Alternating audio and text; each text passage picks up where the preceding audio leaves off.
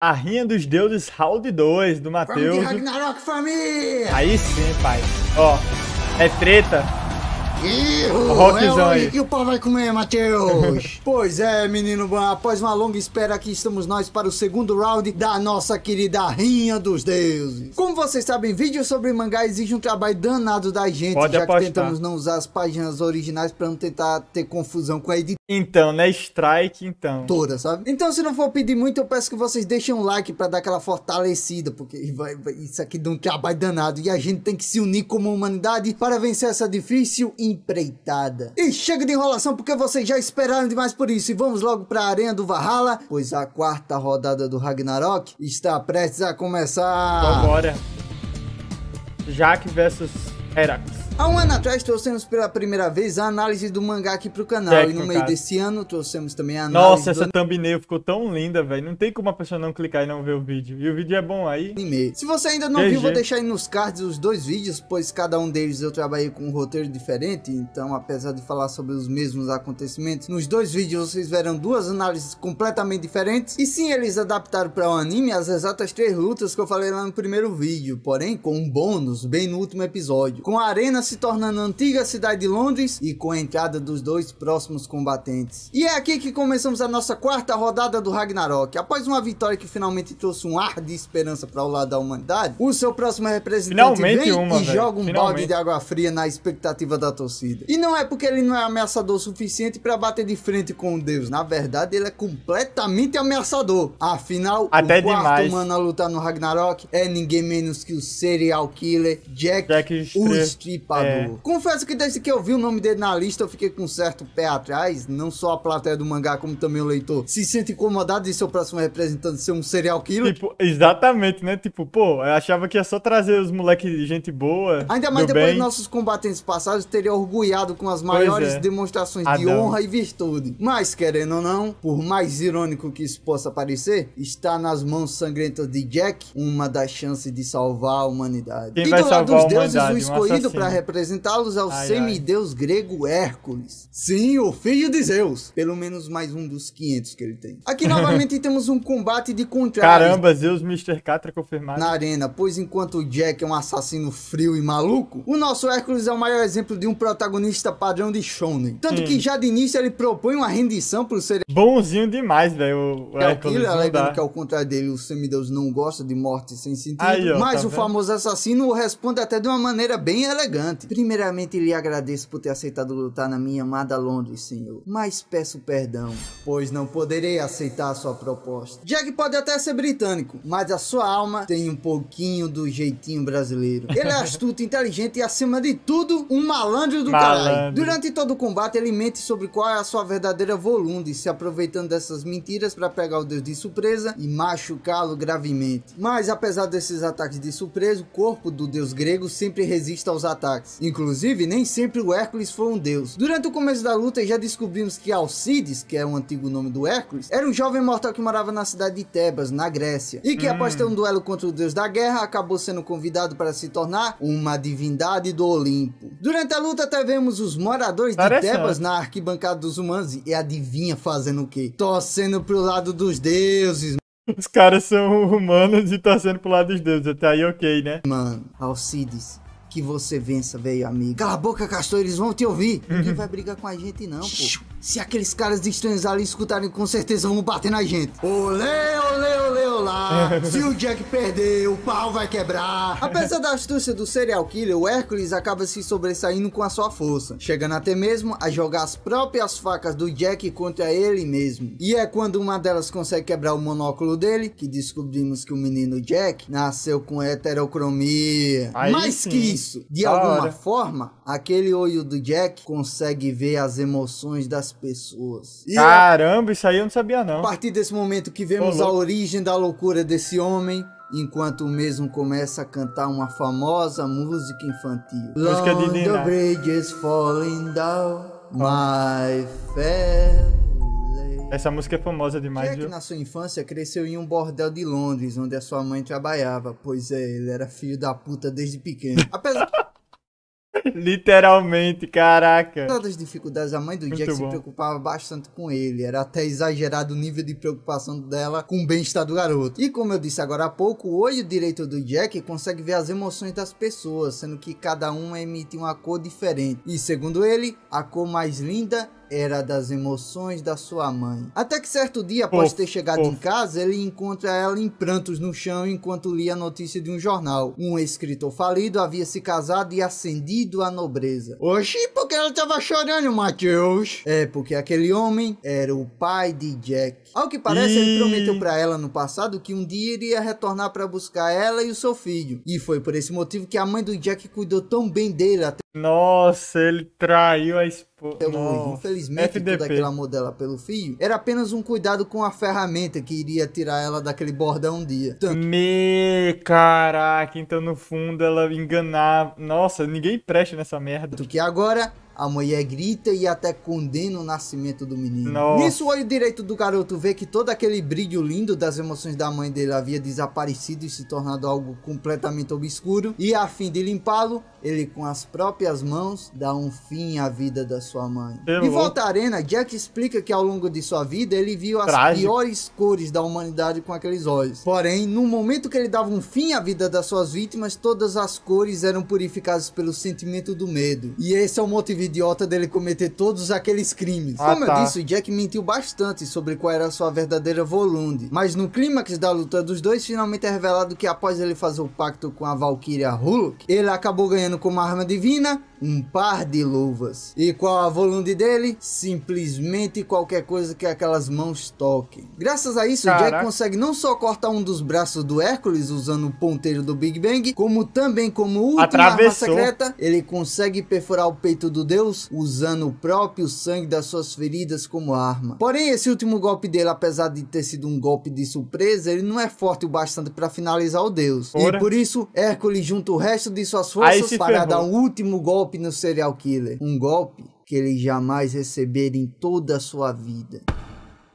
Sim, Hércules usa suas últimas forças para dar um último e único abraço verdadeiro que Jack já recebeu. Acontece que apesar do Hércules estar lutando... velho, Hércules é muito bonzinho, não dá, mano. Lutando lá dos deuses, ele nutria um amor e um respeito muito grande pelos humanos. Tanto que em vez de esmagar o mal do Jack com um último soco, ele decidiu dar o golpe mais baixo para a cara do Jack, velho. Um garoto que jamais sentiu um abraço e um carinho de verdade. E dessa forma, enquanto é agraciado com pedras e vaias, tanto do cacete, tanto do lado dos humanos quanto dos deuses, né? Dos deuses quanto dos humanos, Jack Estripador sai da arena do Valhalla como vencedor da 4ª rodada do Ragnarok. Raiden vs Shiva.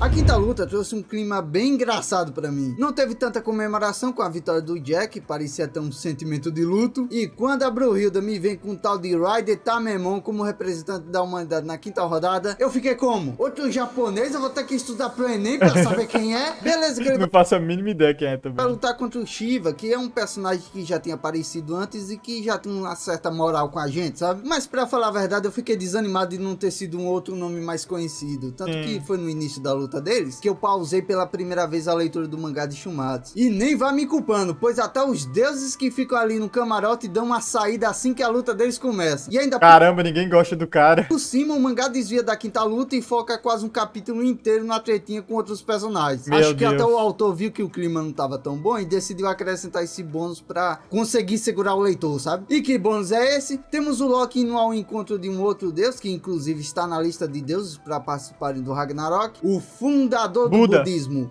Buda. De longe o deus mais maluco em questão de design que já apareceu nesse mangá. O cara é todo de regatinha, pirulitinho na boca, praticamente um deus do K-pop. E o Loki vai até ele pra revelar uma parada muito estranha que ele descobriu. A magia das Valkyrias, a Volund, é semelhante a um conhecimento que foi criado pelo Buda. E logo em seguida, o Loki o questiona com: você é um traidor?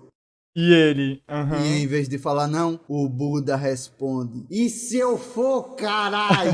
E por causa dessa coisa boba aí, os dois acabam gerando uma treta que acaba escalando com a chegada de outros combatentes futuros. Buda é o famoso vira-casaco de time, pô. Do Ragnarok, na melhor hora ele lado vira do lado. Os deuses da fortuna, e do lado do Buda, o japonês Okita Souji. Além também do Sasaki Kojiro, que volta das caras pra se unir a essa tretinha aí. No fim, caramba, o Sasaki, eu achava que ele ia estar todo ferrado da luta passada. Pelos Zeus e Odin antes de cair na porrada, e por isso eu chuto que essa cena foi pra prender um pouco o leitor. E quando voltamos pra arena, tá o Shiva ser um dos braços dele. É o quê? Pois é, menino Ban. Na verdade, o deus indiano perde 3 dos seus 4 braços ao longo do combate. Era esse cara que queria lutar contra o Adão, Matheus? Pois é, menino Ban. Imagina só se ele luta contra o Adão. Ia levar uma surra tão grande. Ainda ficou lá pros Zeus. É minha vez. É minha vez. Só vez de que, pô? De entrar dentro de um caixão, senta lá pra não deixar ter mulher viúva e um filho pro mundo criar. E veja só, eu que comecei essa quinta luta pausando o mangá por achar o Raiden desinteressante, acabei quebrando a cara quando mostraram o flashback da história dele. Pois é, eu subestimei o poder emocional dos flashbacks de Shumasu no Valkyrie. Na moral, me emocionei demais com a história desse cara aí. A parada do Raiden ter lutado pra ficar vivo desde criança, porque, caso vocês não saibam, o nosso quinto lutador aí nasceu com a condição física que fazia os próprios músculos dele quebrarem os seus ossos. Felizmente... Nossa, caraca, eu tô me lembrando de...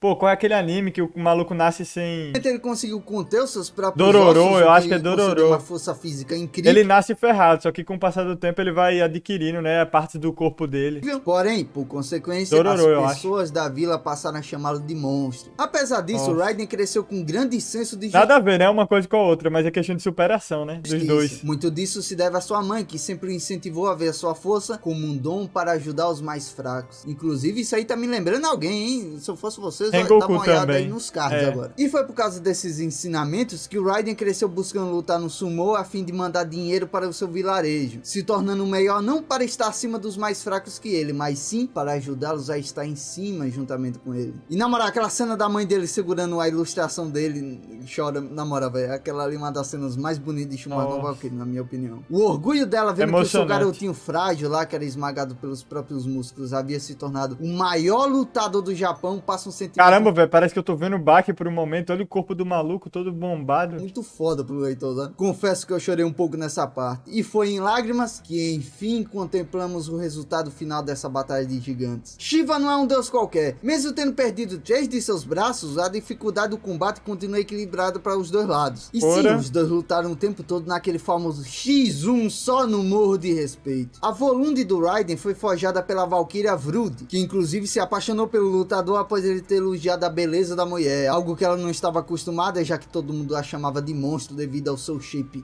invejável. Mas apesar do esforço, Raiden não consegue derrotar o Shiva, admitindo sua derrota após ter chegado ao seu limite. Ele desiste com um sorriso na cara, já que aquela havia sido a primeira vez que ele havia lutado com toda a sua força. Por conta do ensinamento da sua mãe, ele nunca usou seu poder para bater nos mais fracos, mas como seu oponente era alguém tão poderoso, ele finalmente pôde ir com tudo pra cima dele. Shiva diz que é ele quem devia agradecer, pois aquela foi a maior batalha que o deus da destruição já teve em toda a sua vida. E com o último golpe de misericórdia, Shiva finaliza o lutador da humanidade com um chute, desempatando o placar com mais uma vitória para o lado dos deuses. Assim, e achando que Shiva ia perder mesmo sem os braços. Que o combate do Shiva acabou, Zeus foi pessoalmente até uma árvore próxima ali da arena do Valhalla, pois ele buscava falar com alguém que repousava ali perto. E esse alguém é ninguém menos que o Buda. O deus estava comendo ali alguns doces enquanto observava a paisagem e o rei do Olimpo já vai direto ao ponto. Eu vou direto ao ponto. Quero que você lute na próxima rodada, Buda. De volta à arena, Raiden anuncia que o próximo lutador do lado dos deuses será o Buda. Revelação essa que assusta toda a plateia da humanidade. Pois se você conhece um mínimo de mitologia, deve saber que o Buda é roubado pra caralho. Olha a cara de pânico daqueles humanos idiotas. O que ele está fazendo? Ele tá andando pro nosso lado da arena. Pera, me devolve a minha corneta, Buda. Esse Buda é uma zoeira, hein? Ele deve estar querendo soltar uma piadinha pra gente. Pode mandar, meu querido. Então, família, vou lutar pelo lado dos humanos. É isso. Justo. Buda versus Hieróglifo. Parece que clima medieval do nada. Olha lá o cara rezando pro Deus proteger ele. Cara, otário demais nesse mar. Por favor, Buda, nos proteja. Os figurantes, mano, velho. Cara de Sim, figurante. meus amigos, as preces do monge felizmente foram ouvidas, pois Buda realmente irá nos proteger. Buda da O criador massa. do budismo decide trair o lado dos deuses e escolhe lutar pelos humanos na 6ª rodada do Ragnarok. Com isso, outro deus tem que se oferecer para lutar contra o Buda e o escolhido é ninguém menos que Bishamon. E os Bishamon não é uma mina que tem no... Pô, eu ia falar Nagatoro, nada a ver. Noragami. Bishamon, acho que ela aparece em Noragami. deuses da sorte. Mas Mateus, o Ragnarok é X1, só pode ir um contra o Buda. Pois é. Calma, menino bom, é agora que descobrimos que os deuses da sorte, na verdade, são um só. Ih, rapaz, fusão. Bishamon Nebizu. Bishamon Nebizu Rotei. Que diabo é? Bishamon Meu Deus do céu, vai formar o Exódia nessa porra. Ferrou. Nebezu Rotei Benzai Tem. Olha o tamanho dessa... Bishamon Nebezu Rotei Benzai Tem Ju. Meu Deus, a dificuldade que o Matheus deve ter treinado pra formar essas frases.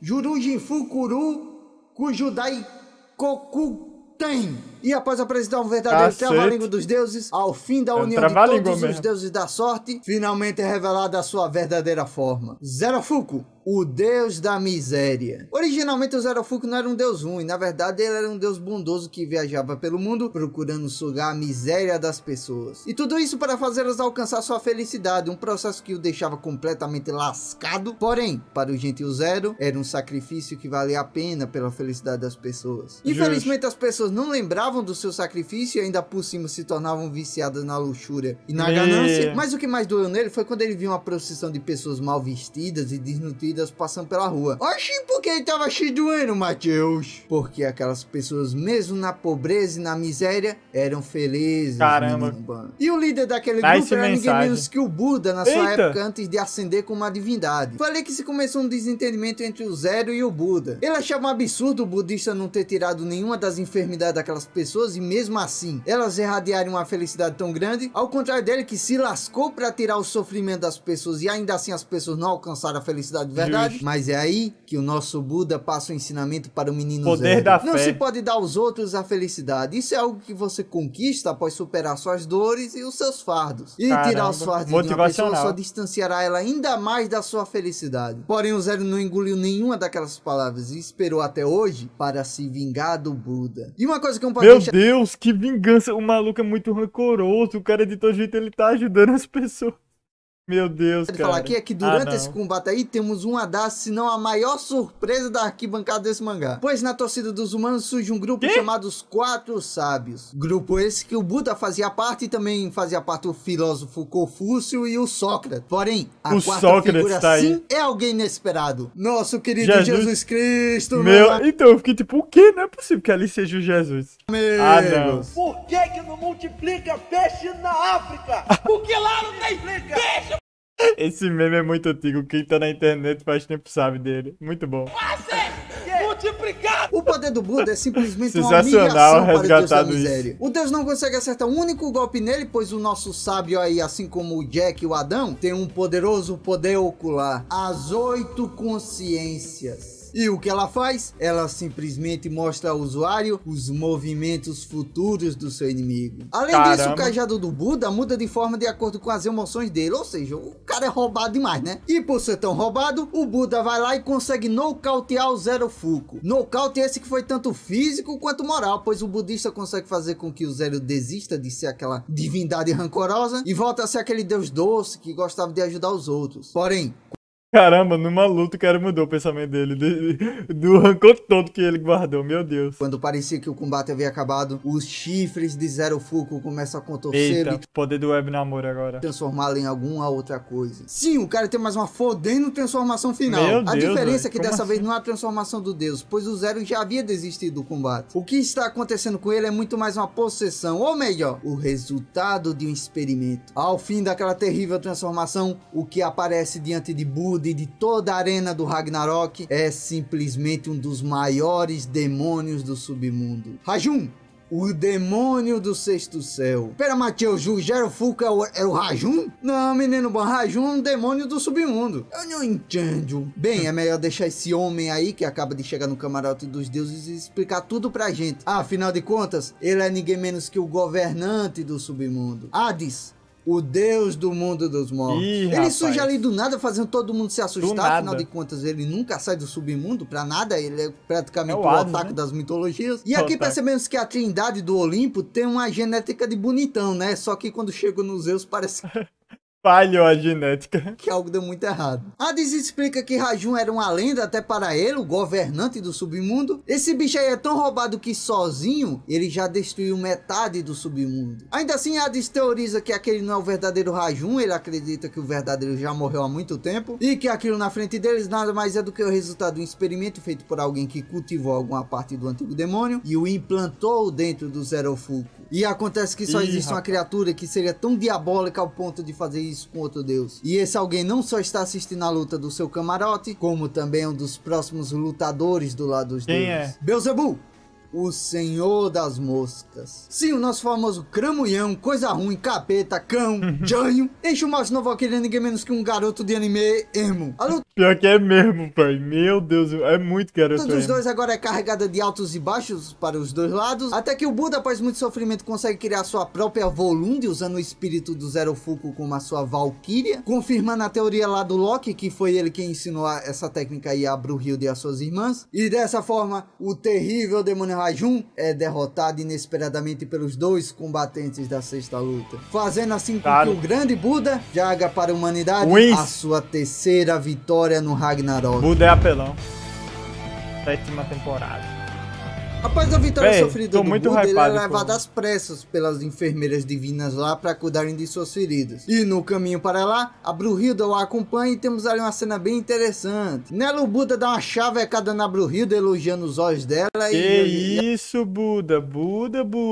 Que isso, cara? Interessante. Nela o Buda dá uma chavecada na Brunhilde, elogiando os olhos dela e a gente já fica como? Shipping de Charaktes. Com a nova rodada prestes a começar aí o lado dos deuses com a vaga vazia, já que o Buda os traiu, né? Os deuses podem adicionar um novo deus na sua lista. E quem se oferece para lutar? Ninguém menos que o deus do submundo, Hades. Ele diz que fará aquilo principalmente para vingar a morte do seu irmãozinho Poseidon. Tomara que leve um couro do cabrão. Bem, durante a ida da Brunhilde até a sua sala de preparação para ver ali quem vai ser o próximo lutador dela, acabamos conhecendo um novo competidor do lado dos humanos que estava disfarçado de Brunhilde na sala. Eu profetizei minha derrota. Ninguém menos que Nostradamus, o profeta do século. Bem diferente do velho que eu tinha imaginado lá no primeiro vídeo de Shumatsu, né? Mas como eu já disse aqui nos vídeos passados, eu curto muito essa criatividade do autor de brincar com a visão que a gente tem das figuras históricas, sabe? A Brunhilde fala que o Nostradamus é um dos lutadores mais poderosos da humanidade, até mesmo quando ela nota que o próximo lutador do lado dos deuses será o Hades. Ela disse que não vai colocar o Nostradamus ainda, porque ele é a grande arma secreta do nosso lado. Mas aproveitando que o Nostradamus já foi apresentado e ele não lutará contra o Hades, eu gostaria de discutir aqui com vocês quais serão as próximas lutas. Eu confesso que eu não coloco a mão no fogo pelos meus chutes, porque lá atrás, quando teve a luta do Lubu contra o Thor, assim que eu vi a lista de lutadores, eu fiz vários chutes e, na verdade, eu não acertei nenhum deles. Por exemplo, eu achei que o Jack lutaria contra o Loki, devido aos dois serem dois filhos da puta, né? Só que o Serial Killer acabou lutando contra o Hércules, mó nada a ver, tipo, se você parar pra pensar. Então, tirando aqui o lutador que irá lutar contra o Hades, que já sabemos, né? Vamos tentar montar os próximos combates. Inclusive, eu vou usar aqui a ordem da teoria do encerramento de Shumatsu no Valkyrie, que caso você não conheça, no encerramento do anime mostra várias imagens e cenas que remetem não só a personagens que já lutaram, como também os que ainda vão lutar. Então, de acordo com o encerramento, na 8ª luta teremos Nostradamus como nosso lutador. Por ele ter essa parada de se disfarçar e de ser o coringa dos humanos, eu chuto que ele talvez lute contra o Loki, que tem essa mesma habilidade, né? Nona luta, Simon Hansen. Personagem esse que, apesar de não ter aparecido ainda no mangá, sua aparência já foi revelada pelo autor já faz um bom tempo. Pra quem não conhece, ele é considerado por muitos como o maior atirador de elite da história da humanidade. Caraca, então é um ADC de primeira esse aí, hein? E o chute que eu dou e que muita gente tá dando é que ele lutará contra o deus Apolo em uma luta de tiro, já que um dos símbolos do Apolo é um arco. 10ª luta, essa aqui é o meu grande chute. Apolo Luz, talvez né? não role, mas se rolar vai ser muito da hora. Eu acho que a 10ª luta será um 2x1 sugerido pelo deus Suzano. Como o Ragnarok só pode ter 13 lutas e a traição do Buda deixou o lado dos humanos com um competidor a mais que os deuses, eu chuto que talvez talvez, tendo em vista as duas imagens que aparecem no encerramento, eu chuto que o deus Suzano, que provavelmente vai ser um espadachim, irá chamar o Okita e o Kitoki para lutarem contra ele sozinho. Sei lá, seria no mínimo interessante se rolasse, né? Vocês acham o quê? 11ª luta, Rasputin. Tem nem discussão, vai ser Rasputin contra Beelzebub 100% confirmado. Tipo, o cara é um exorcista e o outro é o Satanás. Eu preciso explicar mais alguma coisa? 12ª luta, Nikola Tesla. Meu chute é que ele lutará contra o deus... O Tesla vai participar? Que viagem é essa? Anubis. Eu chuto isso porque eu acho que seria uma luta bem interessante desses dois, sabe? Um é o deus que leva as pessoas até a escuridão da morte, e do outro, o homem que trouxe a luz ao mundo. Sim, inclusive, Tesla. Eu já me peguei pensando como seria essa luta aí, tipo, imaginando como será a cena, sabe? Tipo, o Thomas Edison na plateia, dizendo isso aí. Nossa, ia ser comédia, tá ligado? Chamasse todos os físicos, chamava até Newton. Pau no cu, de outras épocas. Fim, ele tendo um puto orgulho do rival dele. E como 13ª e última luta, Leônidas, o rei de Esparta, versus Odin, o rei de Asgard. Os dois são bem conhecidos pelas suas lanças, né? Mas eu também chuto que ele será o adversário do Leônidas. Porque o Odin, sempre que aparece em Chumados, ele emana uma certa aura de mistério, sabe? Sim. Sem contar, claro, a ligação que o Odin tem com Ragnarok na sua história original, né? Mas, Matheus, você esqueceu de aquele tal de Qin Shi Huang. Não esqueci, menino Ban, pois a Brunhilde escolheu esse homem aí pra lutar contra o Hades na 7ª rodada do Ragnarok. Afinal, quem melhor para lutar contra Hades, o imperador do inferno, do que Qin Shi Huang, o primeiro imperador da China. É. Enfiou esse final, véi, que vídeo perfeito. Oh, as ilustrações desse vídeo ficaram muito bem feitas mesmo, pra evitar copyright, né, strike.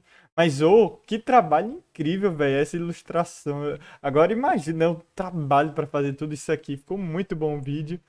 Basicamente foi esse o react da Rainha dos Deuses do Matheus. Falou!